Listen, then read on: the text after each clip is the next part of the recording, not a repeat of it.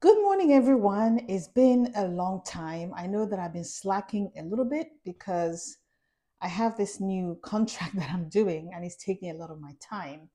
And so I only have weekends. And of course, weekends, that's when you do everything else. But anyway, how are you doing? I hope all is well with you. The weather has changed and here we are again. And why am I doing this video? Actually, this isn't my normal place for doing videos, but this is the quietest place right now. But anyway, the reason why I'm doing this video is again another tragedy.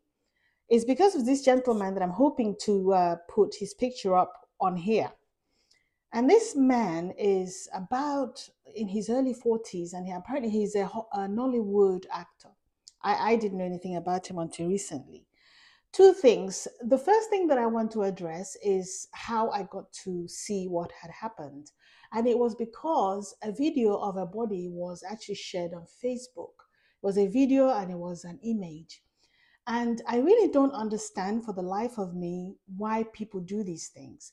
We don't have any regard for the body of a person who had passed on.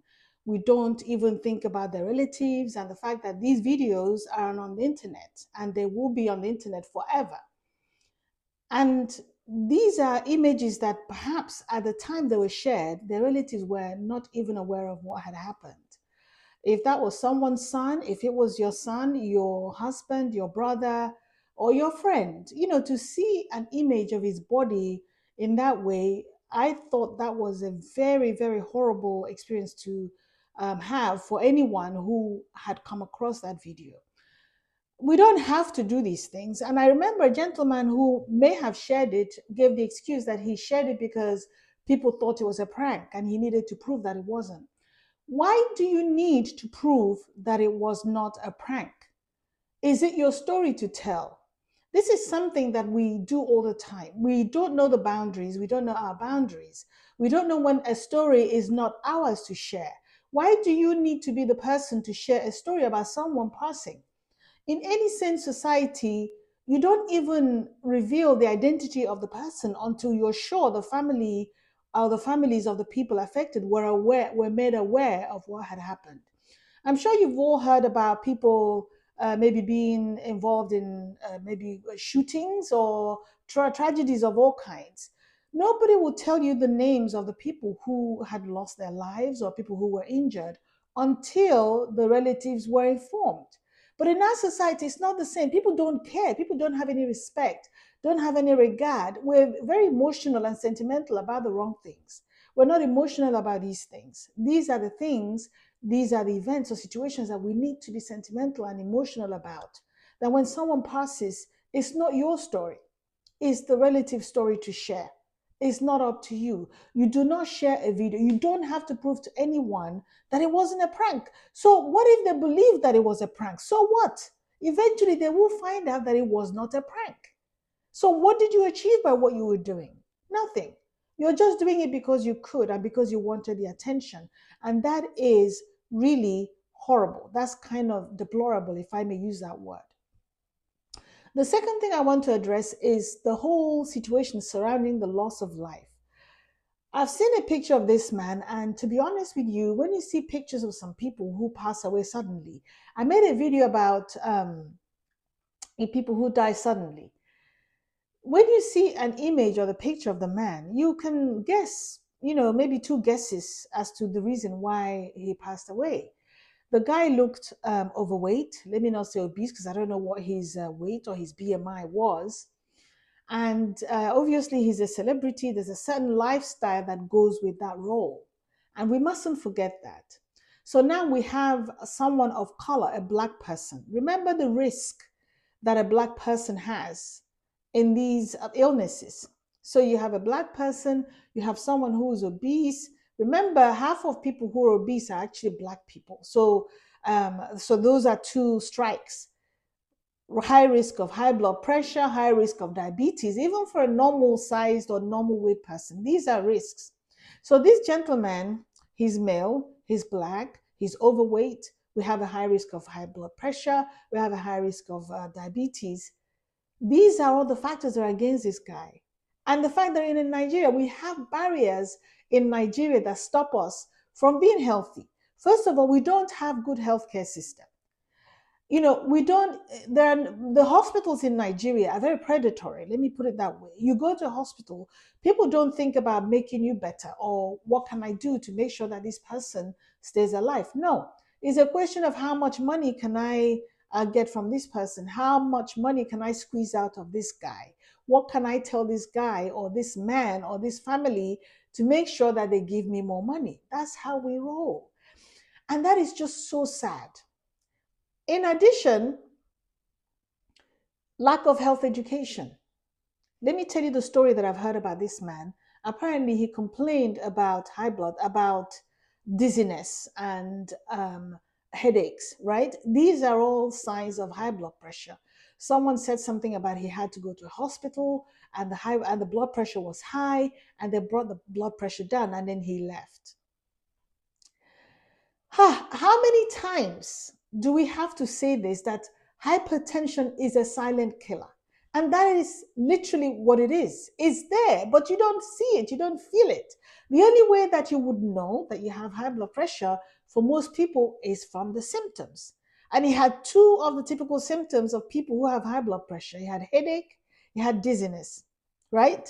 So he went to a hospital and he was brought down. What makes you think that once he's brought down, that he's going to stay down?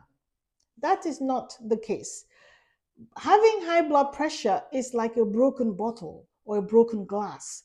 You can't fix it. Even if you try to hold it with a tape or anything, that's only temporary.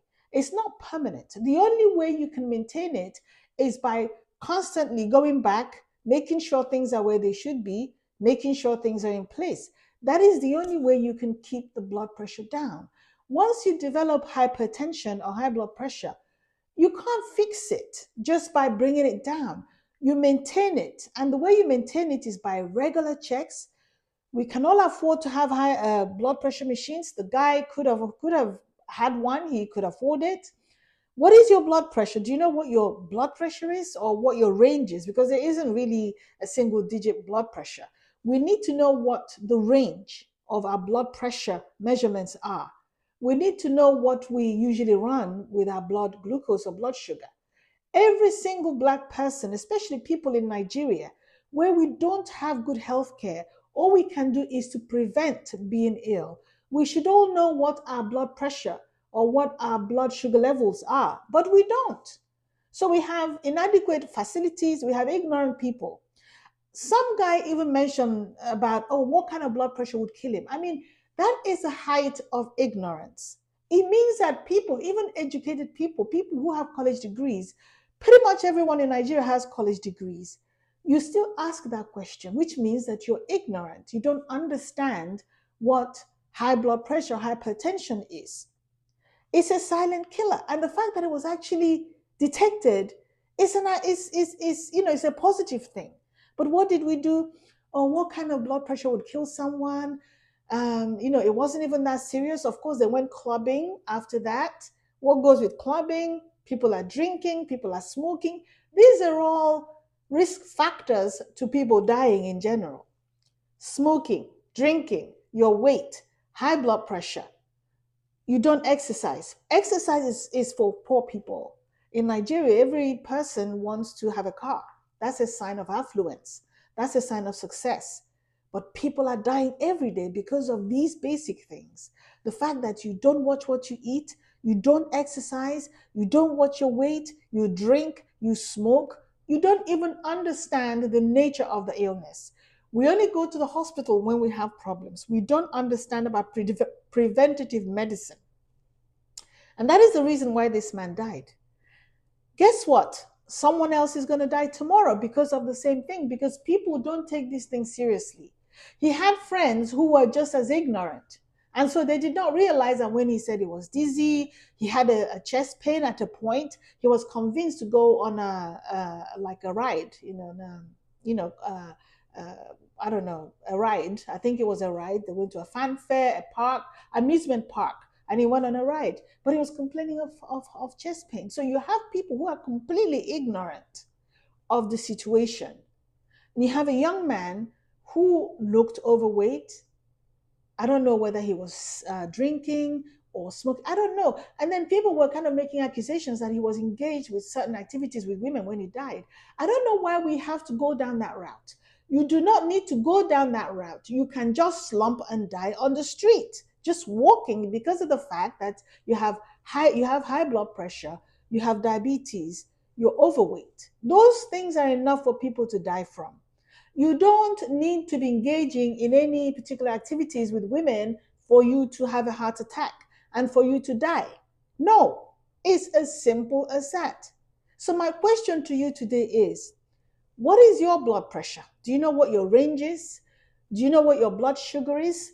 Do you exercise 30 minutes every single day, 5 times a week? Do you watch what you eat? Do you watch your portions?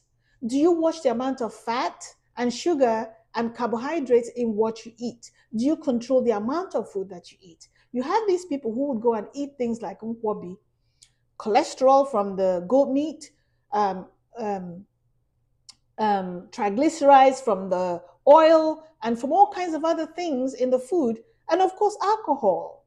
This is a staple for most people.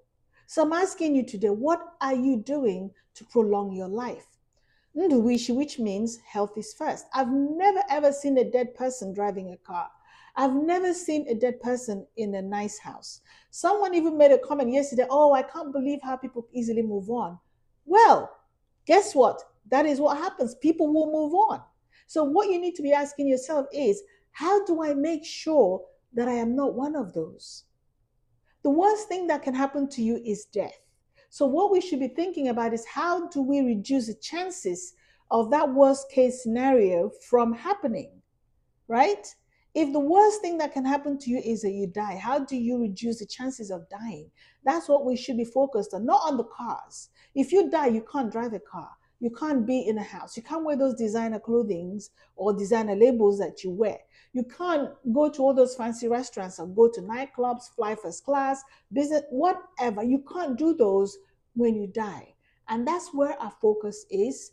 People, we need to take care of ourselves. We need to prevent or avoid going to hospital. That is the best measure. You have to do whatever you need to do in order to make sure that you don't go to the hospital. What are those things? Again, eat less, watch what you eat, exercise, make sure you know what your blood pressure is, make sure you know what your blood sugar is, and trust me, everything will work out. You don't have to go to a gym. You can just walk around your house. If the space is small, just walk around 10 times every single day. You will begin to feel better. That's the reason why I'm making this video today, because it will continue to happen. We will continue to sound like empty vessels because of the fact that it keeps happening, and we have to keep talking about it. Men, women, everyone. Being obese is not a flex. Being obese is a problem, people, and we need to stop it. It is difficult. Yes, I know.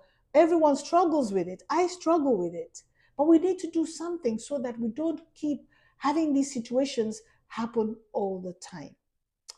And until my next video, you take care and goodbye.